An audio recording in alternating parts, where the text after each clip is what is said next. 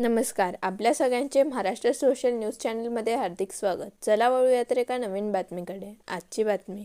धुळे महानगरपालिका निवडणुकीच्या पार्श्वभूमीवर महाविकास आघाडीकडून उमेदवारांना एबी फॉर्म देण्यास सुरुवात झाली असून शिवसेना उद्धव बाळासाहेब ठाकरे पक्ष कार्यालयात आज सकाळपासून उमेदवारांची गर्दी होण्यास सुरुवात झाली आहे.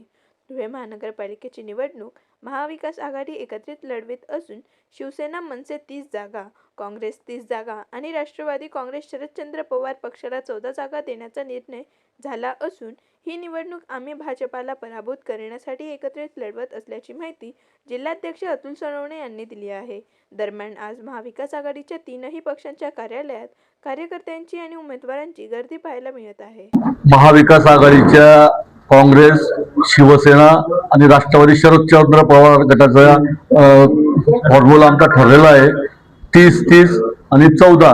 काही ठिकाणी त्यांचे कार्यकर्ते उत्साही, काही ठिकाणी आमचे कार्यकर्ते अगदी 2-3 ठिकाणी कुठं मैत्रीपूर्ण लढत होऊ शकतात, पण बाकीच्या सर्व जागा आम्ही भारतीय जनता पक्षाला हरवणं हेच उद्दिष्ट डोळ्यासमोर ठेवून महाविकास आघाडी अशी भक्कम केलेली आहे.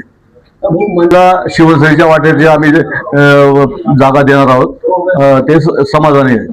परंतु मग तिघही पक्षाला जवळजवळ मान्य आहे की आम्ही एकमेक आमच्या त्यांच्या प्रभागातले जर कोणी इच्छुक आमच्याकडे आले आम्ही त्यांना सांगतो की बुवा ही जागा काँग्रेसला गेलेली, काँग्रेसकडे तुम्ही उमेदवारी करा. शेवटी महाविकास आघाडी एकत्र ठेवण्याचं काम शिवसेना निश्चितपणे एका जबाबदारीने निभावते.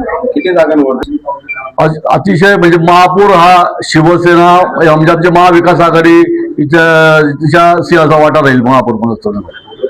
बातमी आवडल्यास चॅनलला लाईक व सबस्क्राईब करा व दररोज अशा नवनवीन बातम्या पाहण्यासाठी चॅनलला फॉलो करा. धन्यवाद.